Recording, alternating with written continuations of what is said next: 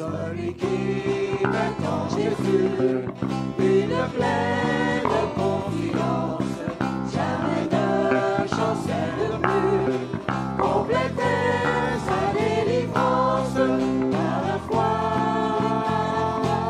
Nous marcherons par la foi, nous triomphons par la foi. Mon Rédempteur me rendra plus que vainqueur.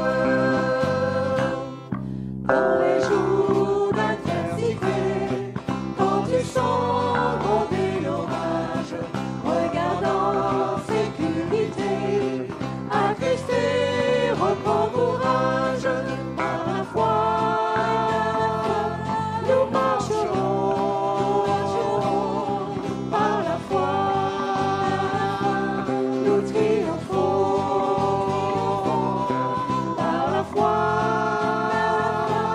Mon Rédempteur me rendra plus que vainqueur. Quand Satan veut te troubler, enlever ton espérance, ton passé te reprocher, que Christ soit ton assurance, par la foi, nous marcherons, par la foi, nous triomphons, par la foi. Mon Rédempteur me rendra plus que vainqueur. Par la foi, je marcherai en comptant sur ses promesses. Par lui, je triompherai en tout temps de mes détresses. Par la foi, nous marcherons. Par la foi, nous triomphons. Par la foi, mon Rédempteur me rendra plus que vainqueur.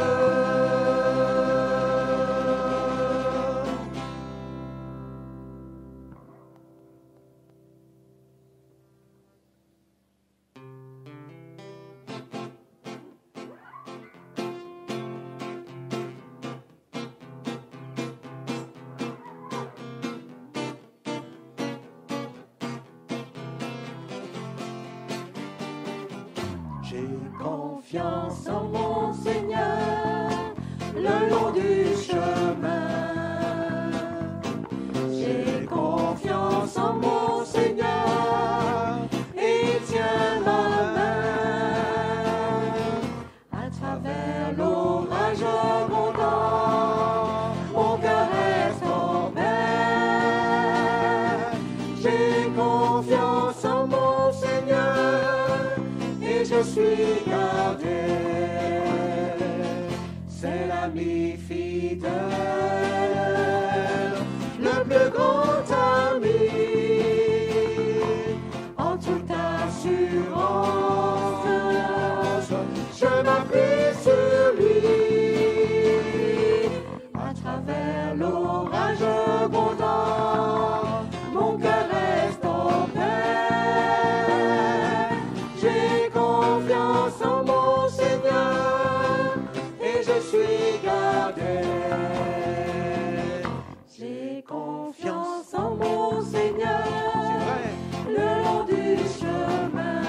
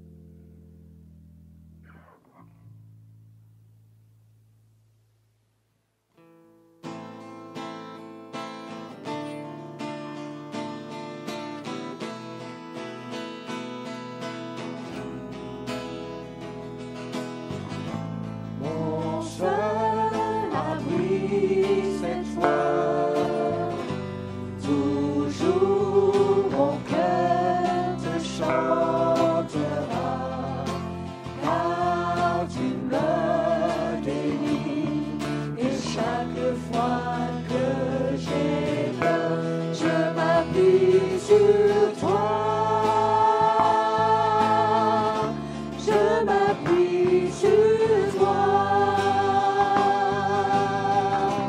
Et dans ma faiblesse, le Seigneur me rend fort. Mon seul abri, c'est toi. Toujours mon cœur te chantera, car tu me bénis. Et chaque fois que j'ai peur, je m'appuie sur toi. Je m'appuie sur toi. Et dans ma faiblesse,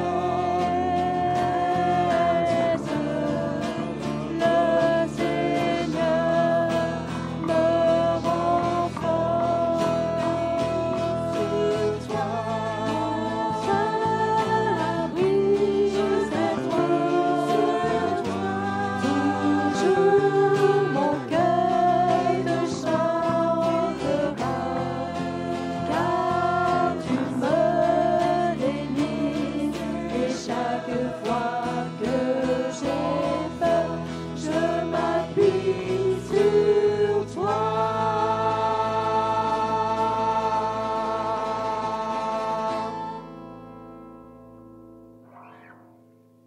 Frères et sœurs, bonjour, peut-être bonsoir, ça dépend de l'heure à laquelle vous écoutez cet enregistrement. Amis auditeurs, soyez les bienvenus pour cette étude biblique. Et nous allons parler ce soir d'un thème qui nous occupe généralement en tant que chrétiens. J'ai intitulé cette méditation « Les regards vers Jésus, le chef et le consommateur de la foi », c'est-à-dire celui qui accomplit, celui qui achève la foi, celui qui la perfectionne. Et pour introduire notre méditation, nous lirons un texte dans l'Évangile de Matthieu que vous connaissez certainement. Si vous avez une Bible, et je souhaite que vous l'ayez chez vous, eh bien, je vous invite à ouvrir votre Bible à l'Évangile de Matthieu, selon Matthieu au chapitre 14, et nous lirons les versets 22 à 33. Je lis. Aussitôt après la multiplication des pains et des poissons qui a été raconté par l'évangéliste, aussitôt après, Jésus obligea les disciples à monter dans la barque et à passer avant lui de l'autre côté pendant qu'il renverrait la foule. Quand il l'eut renvoyé, il monta sur la montagne pour prier à l'écart et comme le soir était venu, il était là seul. La barque déjà au milieu de la mer était battue par les flots car le vent était contraire. À la 4e veille de la nuit, Jésus alla vers eux, marchant sur la mer. Quand les disciples virent marcher sur la mer, ils furent troublés et dirent « C'est un fantôme !» Et dans leur frayeur, ils poussèrent des cris. Jésus leur dit aussitôt « Rassurez-vous, c'est moi.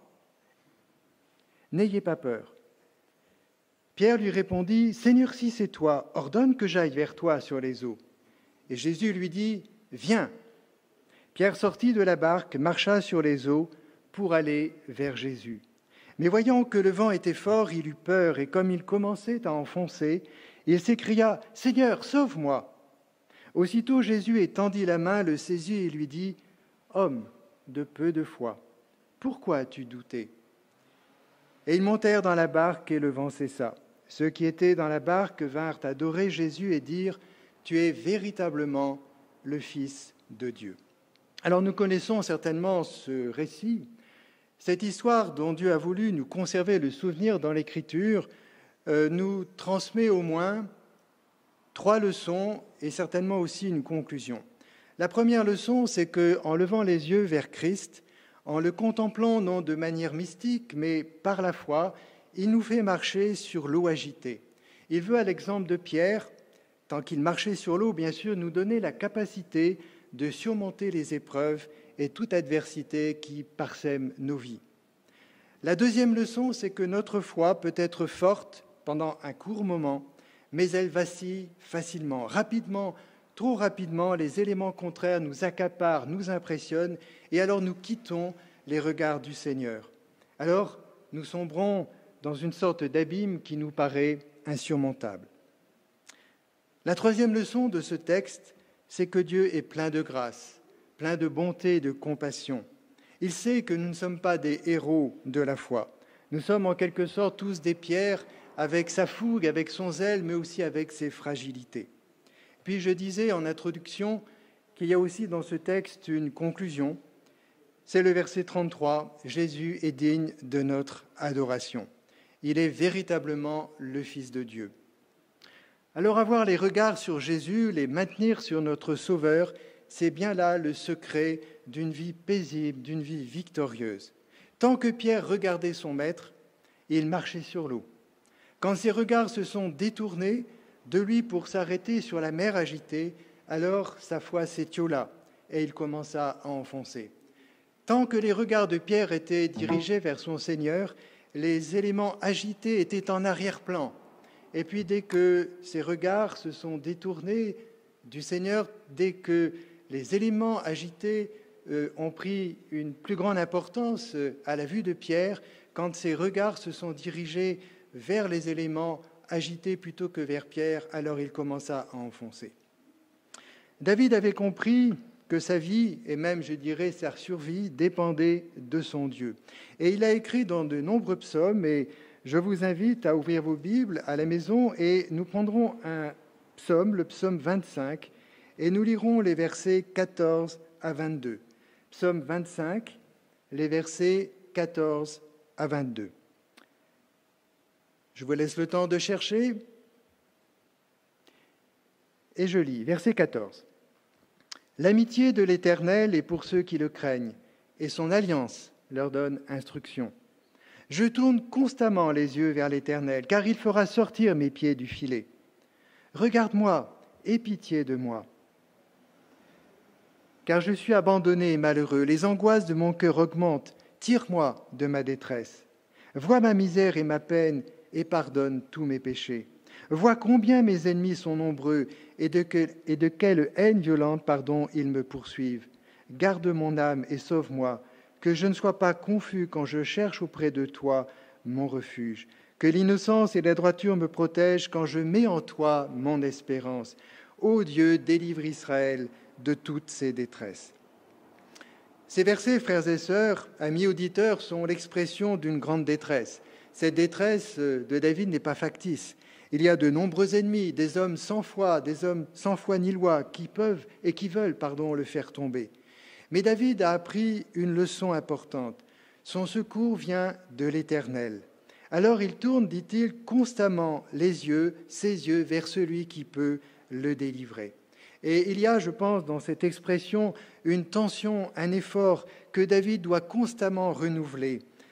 David a appris, dans un sens, que le triomphe des justes exige de la persévérance, exige de la constance. Regardez à Jésus, frères et sœurs, ce n'est pas une expérience d'un moment, mais c'est un comportement quotidien, durable, un comportement constant. Remarquez aussi ce que David dit au verset 14, je lis, « L'amitié de l'Éternel est pour ceux qui le craignent, et son alliance leur donne instruction. » Et il continue, « Je tourne constamment les yeux vers l'Éternel. » David recherche une amitié avec Dieu, c'est-à-dire une intimité avec son Dieu.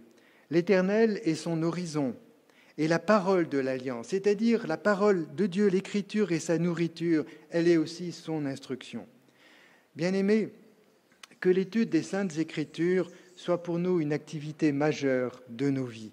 Dieu se révèle par sa parole. Et si nous voulons apprendre à connaître Dieu, si nous voulons que notre foi se fortifie, eh bien nous devons prendre le temps de méditer sa parole. Que ce soit à la maison, dans notre particulier, que ce soit au travers des réunions, que ce soit au travers des méditations comme en ce moment par Internet. En nous nourrissant de la parole de Dieu, eh bien nous affermissons notre foi, car nous la faisons reposer sur une fondation certaine. Regarder à Jésus nous apaise.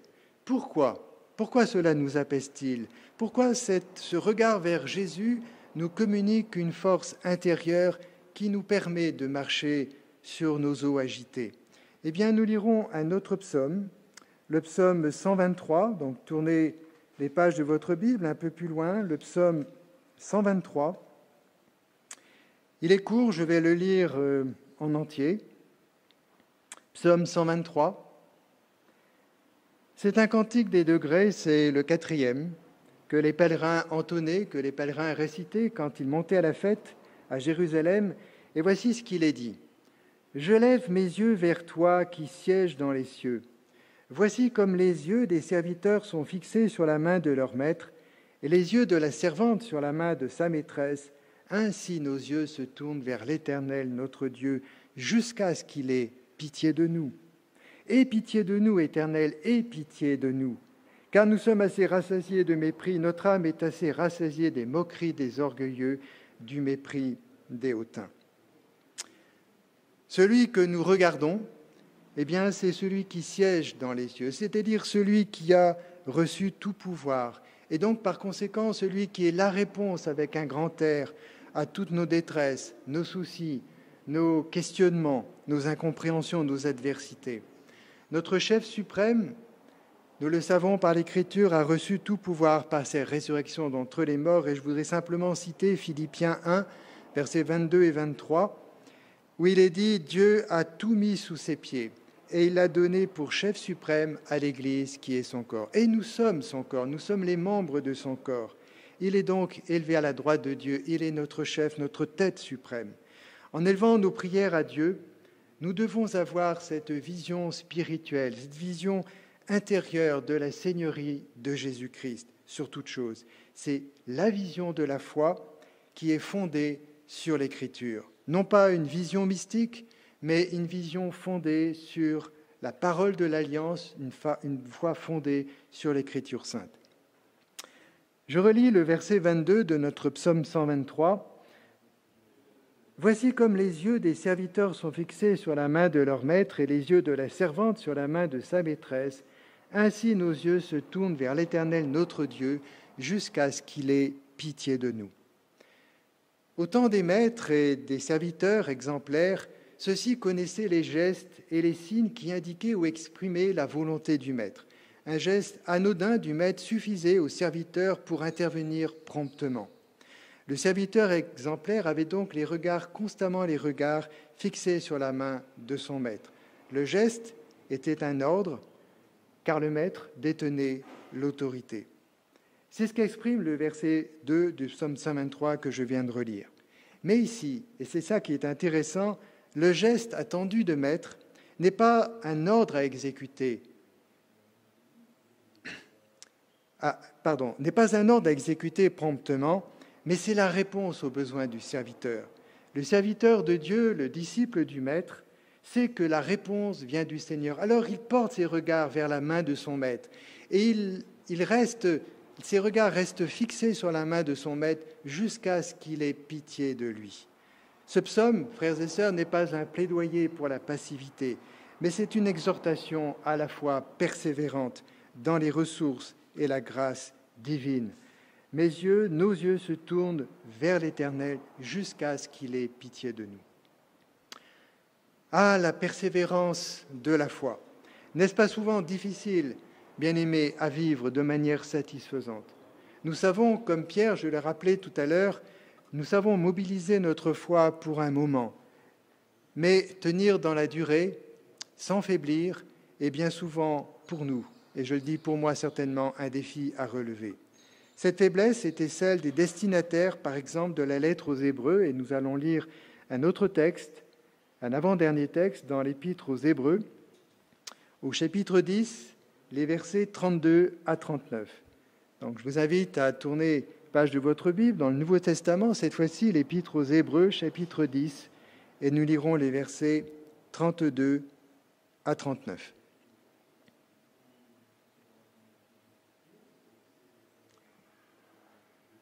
Voilà, je lis. « Souvenez-vous de ces premiers jours, où après avoir été éclairés, vous avez soutenu un grand combat au milieu des souffrances. D'une part exposés comme en spectacle aux opprobres et aux afflictions, et de l'autre vous associant à ceux dont la position était la même. En effet, vous avez eu de la compassion pour les prisonniers, et vous avez accepté avec joie l'enlèvement de vos biens, sachant que vous avez des biens meilleurs et qui durent toujours.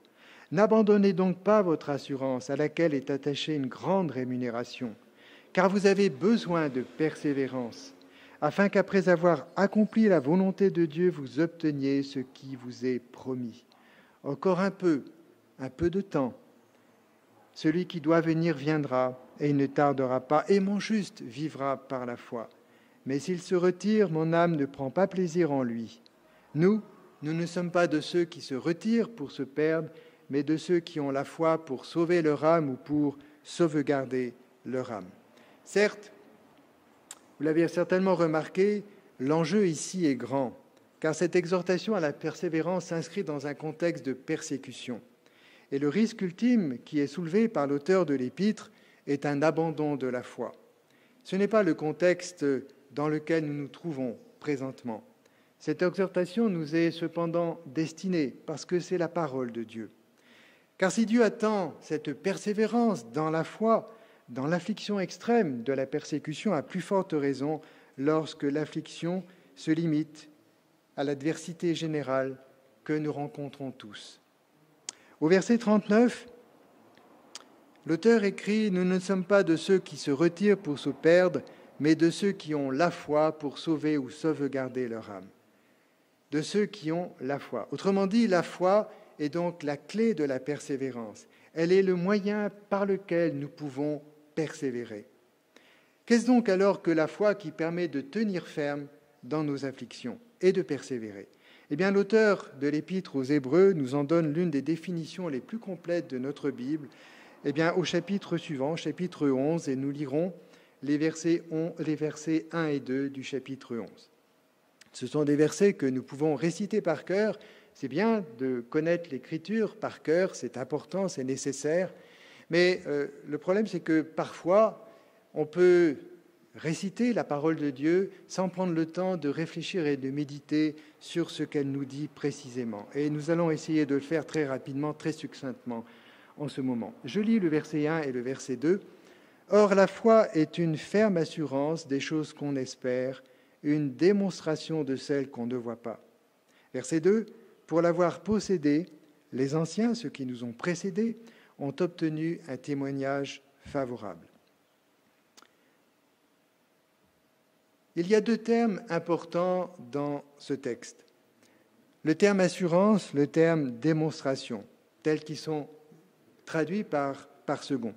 Premier terme, assurance, c'est le mot grec hypostasis. Et le deuxième terme, qui est traduit par second, démonstration, c'est le terme elenkos en grec. Vous savez certainement, bien sûr, que les langues anciennes avaient moins de vocabulaire que nos langues modernes, comme le français par exemple. Un mot avait donc plusieurs sens, plusieurs nuances. Et le contexte, bien sûr, guide le traducteur. Mais parfois, il est difficile de choisir entre deux nuances, entre deux sens complémentaires, parce que plusieurs sens sont possibles. Dans ce texte, le terme grec hypostasis a le sens de substance, réalité, fondement. Et le terme elenkos a comme sens ou nuance preuve, attestation, garantie. En intégrant l'ensemble de ces nuances, voici comment pourraient se rendre ces versets 1 et 2 du chapitre 11. La foi est la réalité ou la substance des choses qu'on espère. La foi est le fondement sur lequel ces choses-là viennent à l'existence. La foi est une attitude confiante à l'égard des promesses de Dieu. La foi est la preuve ou la garantie qui nous en assure la possession dès maintenant. Quand on lit ce texte, nous voyons que la foi s'exerce dans un environnement particulier, l'environnement des choses que l'on espère et qu'on ne voit pas encore. Cependant, la foi biblique n'est pas un saut dans le vide. Elle est le moyen que Dieu a voulu, que Dieu a choisi, par lequel nous pouvons goûter la substance ou la réalité des choses que nous espérons, qui font l'objet de nos requêtes, de nos prières. La foi nous permet donc de nous les approprier alors qu'on ne les voit pas encore. La foi, L'Épître aux Éphésiens nous le dit, est un don de Dieu. Elle est donc surnaturelle, elle n'est pas naturelle, ce n'est pas un effort de notre volonté, mais elle est un don de Dieu. Elle nous est donnée par Dieu, mais nous avons la responsabilité, frères et sœurs, de la faire croître, car c'est par elle, ou grâce à elle, je dirais, que nos cœurs peuvent rester paisibles dans l'affliction. Et quand on lit ce texte, eh bien, il y a une prière qui doit venir sur nos cœurs, comme elle est venue sur le cœur des disciples dans l'Évangile. Seigneur, augmente-nous la foi. Cette foi, une foi de cette qualité, une foi qui nous permet de goûter ces réalités qu'on ne voit pas encore. Cette foi qui nous permet d'être agréable à Dieu, d'obtenir, comme il est dit au verset 2, un témoignage favorable. Et tous les héros de la foi qui nous sont présentés dans le chapitre 11, eh bien, ont été appréciés de la part de Dieu à cause de leur foi. Lisons un dernier texte pour terminer, toujours dans l'Épître aux Hébreux, au chapitre 12, et je lirai les versets 1 à 3. Hébreux, chapitre 12, versets 1 à 3. Je lis. « Nous donc aussi, puisque nous sommes environnés d'une si grande nuée de témoins, rejetons tout fardeau et le péché qui nous enveloppe si facilement, et courons avec persévérance dans la carrière qui nous est ouverte, ou plus précisément, plus exactement, dans l'épreuve qui nous est proposée, ayant les regards sur Jésus, qui en échange de la joie qui lui était réservée, a souffert la croix, méprisé l'ignominie, et s'est assis à la droite du trône de Dieu. Considérez en effet celui qui a supporté contre sa personne une telle opposition de la part des pécheurs, afin que vous ne vous lassiez point l'âme découragée. » L'auteur de cette lettre aux Hébreux aborde ici, en conclusion de tout ce qui précède dans son épître, la question ou la réalité du péché à laquelle nous sommes constamment, quotidiennement confrontés. Au chapitre 11, l'auteur vient de démontrer par tous les exemples qu'il a cités que la foi est la caractéristique majeure de tous les saints qui nous ont précédés. Et Dieu leur a rendu un hommage, leur a rendu témoignage. Face au péché donc qui nous enveloppe si facilement, la foi, frères et sœurs, est la seule réponse, et la réponse appropriée, la foi telle que nous l'avons vue dans les versets 1 et 2 du chapitre 11. Cette foi, elle s'ancre dans la personne du Seigneur. Elle se vit pratiquement en regardant à Christ, le chef, le consommateur de la foi, celui qui l'amène à sa perfection. La foi se fortifie quand elle se tourne vers Christ, car Christ est la source de notre foi. Dans l'épreuve que nous traversons, la tentation qui nous affecte, nos regards doivent se tourner, se diriger constamment vers Christ. Littéralement, il nous est dit dans ce verset que notre foi, que nos regards doivent se détourner vers Christ. Parce que comme Pierre, quand l'eau est agitée, quand la mer est en furie, eh bien, la force de cette agitation nous polarise et nous craignons, nous courons le risque de détourner nos regards de Christ. Alors, nous devons détourner nos regards et faire cet effort pour les tourner vers Christ. La lutte contre le péché se mène par la foi, mais une foi fixée sur Christ et sur son œuvre radicale sur la croix. Ce regard de la foi, frères et sœurs, nous redonne courage. Elle nous permet de persévérer avec Dieu. Nous savons que la vie chrétienne normale, c'est une vie de souffrance, une vie d'épreuve, une vie d'affliction. Mais au travers de cette vie d'épreuve, le Seigneur veut nous mener à la maturité chrétienne. Et cette maturité chrétienne, eh bien, elle se développe au fur et à mesure que nous triomphons de nos difficultés, que nous triomphons lorsque nos regards sont tournés vers Christ, le chef, le consommateur de notre foi, celui qui l'amène à son achèvement.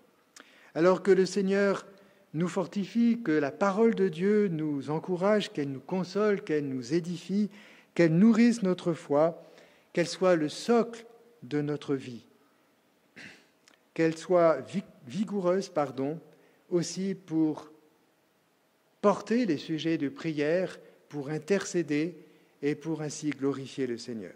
Alors, Je vous invite à baisser la tête. Nous allons prier, demandant au Seigneur de bénir sa parole et en le remerciant de nous avoir donné ces vérités précieuses. Prions. Seigneur notre Père, notre Dieu, nous voulons te remercier en ce jour pour ta parole qui nous donne cette exhortation à tourner, à détourner nos regards vers Christ, celui qui perfectionne notre foi. Merci de nous rappeler que, comme l'expérience de David dans ce psaume, que c'est à travers de ta parole, fondée sur l'Écriture, que notre foi peut s'affermir, peut se développer, peut croître. Et nous avons besoin, Seigneur, que tu augmentes notre foi. Nous avons besoin, Seigneur, que tu nous fortifies, car nous sommes faibles. Tu sais, Seigneur, que au sortir de cette méditation, peut-être que dans quelques instants, nous allons avoir une épreuve et que nous pourrons être prompts à détourner nos regards vers toi. Seigneur, merci de nous rappeler aussi, comme tu l'as fait pour Pierre, que tu saisis notre main quand nous nous enfonçons dans un abîme souvent qui nous paraît insurmontable. Merci, Seigneur, de nous faire grâce. Et nous te prions, Seigneur, que cette parole fructifie en nous, qu'elle nous fortifie, qu'elle nous affermisse et que toute la gloire te revienne. C'est au nom de Jésus-Christ que nous t'avons prié. Amen.